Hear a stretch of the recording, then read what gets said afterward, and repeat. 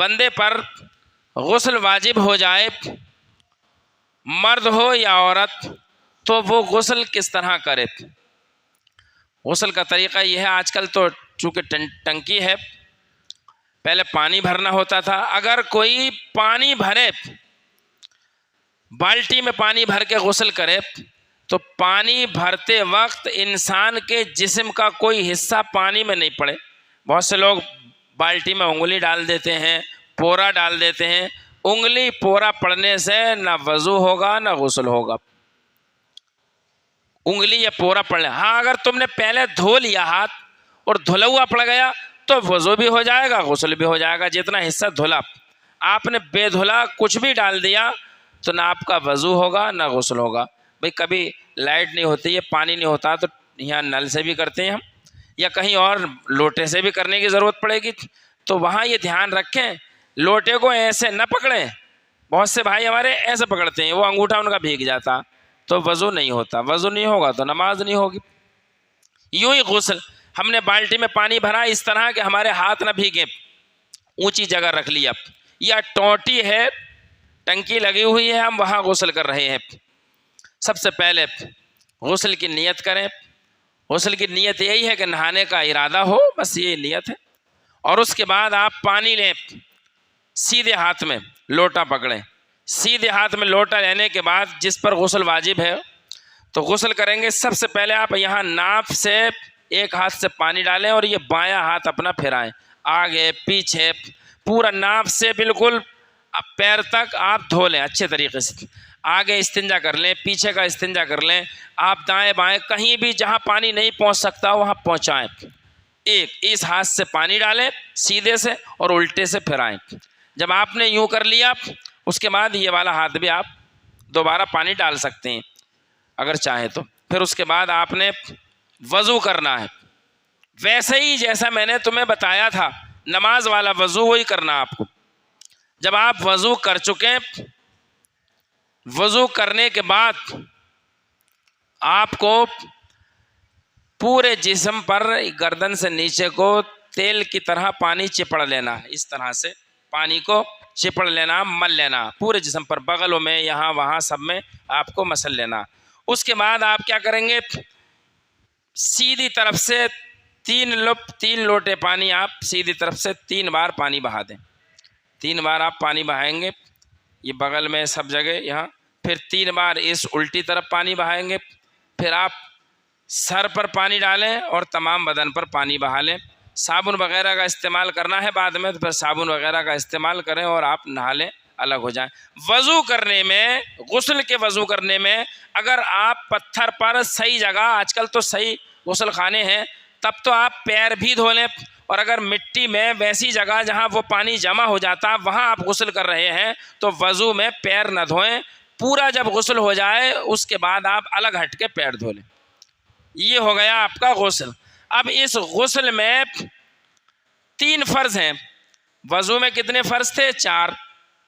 चेहरे का धोना, हाथों का कोनियों समेत धोना, सर का मसा करना, चौथाई सर का, टखनों तक पैर का धोना, ये 4 फ़र्ज़ वज़ू में थे। गुस्ल में कितने फ़र्ज़ हैं?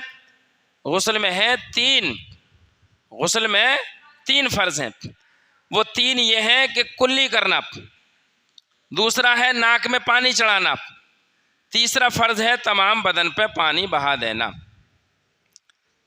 कुल्ली करने में अगर वज़ू में किसी ने बेएहतियाती कर दी तो वज़ू में कुल्ली फ़र्ज़ नहीं है, वज़ू तो हो ही जाएगा, लेकिन गुस्ल में कुल्ली करना फ़र्ज़ है।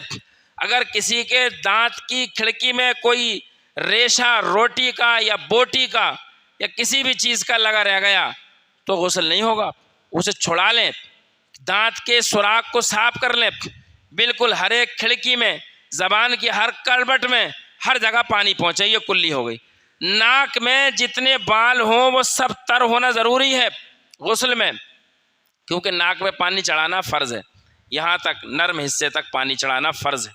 पानी चढ़ाएं इस तरह, हर बाल, खाल, हर एक हिस्से में पानी पहुँचे, इस तरह आप पानी चढ़ाएं नर्म हिस्से तक। ये हो गया आपका नाक में पानी चढ़ाना। तीसरा फ़र्ज़ है पूरे जिस्म पर पानी बहा देना, सर से लेकर पाँव तक जिस्म के किसी भी हिस्से को सूखा ना छोड़ें आप, कोई भी एक बाल की नोक भी सूखी ना रहे।